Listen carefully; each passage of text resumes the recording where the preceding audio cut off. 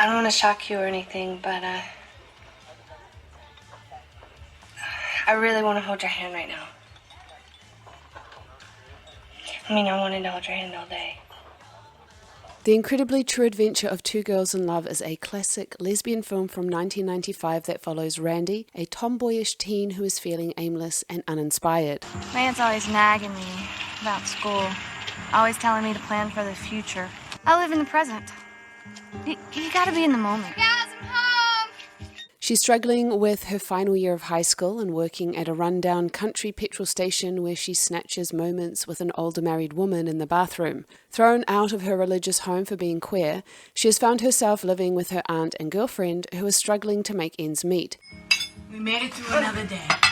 Here, here! And added to all this, given her appearance, she is bullied in school. She's such a freak. Oh, God, did you hear about her family? They're like all lesbians there. Just goes to show you. When Evie, the popular rich girl from her school, crosses paths with Randy, there is a connection. And this connection only grows when they not only end up in detention together, but when Randy comes out to her and Evie is fine about it. You're not weirded out, are you? No, not at all. I mean, why should I be? Most people are. From there, a sweet love story grows out of this unlikely pair, despite family and friends who don't understand.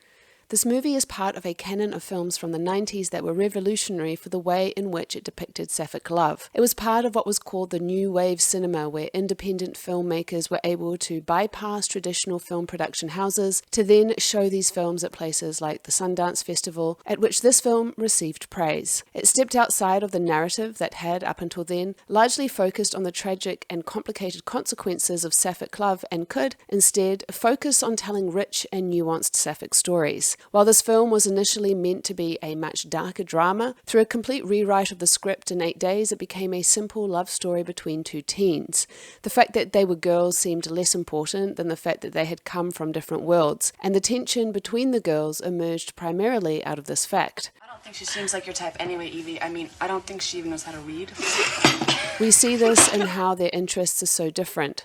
Randy, who is failing school, loves classic rock with bands like Led Zeppelin, Janis Joplin, and the Rolling Stones, and Evie, who excels at school, loves classical music and opera. Randy, who lives in her aunt's crowded and boisterous household, made more crowded by her aunt's ex-girlfriend showing up on their doorstep homeless, and Evie, who lives in a mansion with only her loving, if suffocating, mother. The question is less, will they overcome the homophobia of the world around them to be together, and more about whether these two girls' different backgrounds can be reconciled, which, spoiler for the ending, they do, and it is seen through how they connect over a book of Walt Whitman poetry, which serves as both a physical and metaphorical bridge between them, helping them to move past their superficial differences. The film does a lovely job of capturing the natural and easy progression of their attraction. This is not a film that delves into internalized homophobia of struggling with a sexual identity, and in this and other ways, it breaks the conventional mold.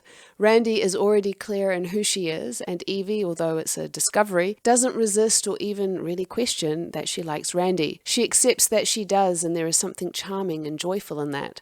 When her friends confront her about hanging out with Randy, she doesn't show shame or try to deny it. And for me, this is one of the strong points of the film, because not only have we seen the anxiety-fueled coming out storyline many times before, it allows the film to take on a softness and sweetness as we watch the two girls quite simply fall in love. I thought this was well captured in the way the first kiss came about. It felt so natural, the way that they inched towards each other and the laughter that came after. It wasn't some big revelatory moment, it wasn't shocking. It existed without trauma or stigma or drama. The drama was to come in other forms, which I will be spoiling from this point onward, FYI. For Randy, while her environment is loving and supportive of her queerness, her aunt isn't necessarily welcoming of Evie. Your aunt hates me. It isn't because I'm black or anything, is it? No. She just probably has a problem with people who can go to Paris for a week.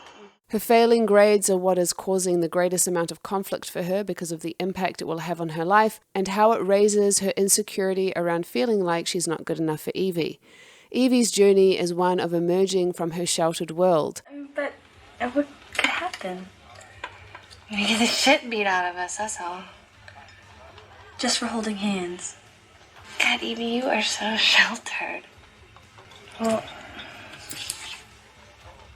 unshelter me. Randy has already been confronted with the reality of being queer, with a mother who rejected her, and given her appearance, she has been targeted for being gay. Although Evie easily accepts her sexuality, her friends don't, and through it she experiences the sting of their betrayal. I'm the same person that I've always been. You're ruining your life, Evie. I'm sorry to say, but I really think that. I think it's gross, Evie. So while the film doesn't center the sexuality of the characters, it doesn't ignore it either. When Evie's mother comes home early from a work trip to find the house a disaster zone and her daughter in bed with Randy, the fact she is a girl is not entirely unrelated to her reaction. However, it feels a lot more like the mother is upset at the fact that she cooked up an absolute storm that she didn't tidy up and dared to have sex under her roof, and less about her daughter having slept with a girl. You left the stereo on. You drank the Chateau Latour. Everything is turned upside down. Open this door. Open this. In essence, it's about two young women stepping into adulthood, and the final sequence of the film looked as though it might veer into dramatic territory, but then delightfully ended up on a more uplifting comedic tone with all their friends and family there. With the final shot of all these family and friends making the kerfuffle, their voices fading to the background, it left the two girls looking at each other, and it felt symbolic of how it didn't really matter what everyone else thought about their relationship because they loved each other. Of course, I have to mention that Laurel Holman, who played Tina on The L Word, plays Randy, and she does a lovely job here. She certainly comes across as very distinct from the character of Tina. It was incidentally her very first role. Her chemistry with Nicole Ari Parker, who has also gone on to have a long, if not quite as gay career, worked well, and it is in large their performances that make the film so watchable. The film isn't without its limitations, of course, but at least to me it didn't detract from my enjoyment, and I found myself smiling throughout this story of first love. The film can be found on Netflix, Apple Plus, and Amazon, so it shouldn't be hard to track down a copy, and if you're looking for an easy, cute watch, I do think it's well worthwhile. This film is also a classic and therefore I feel is a must-watch. I've done similar reviews for a number of other sapphic films, so check out this playlist on your screen, and until next time, lady lovers.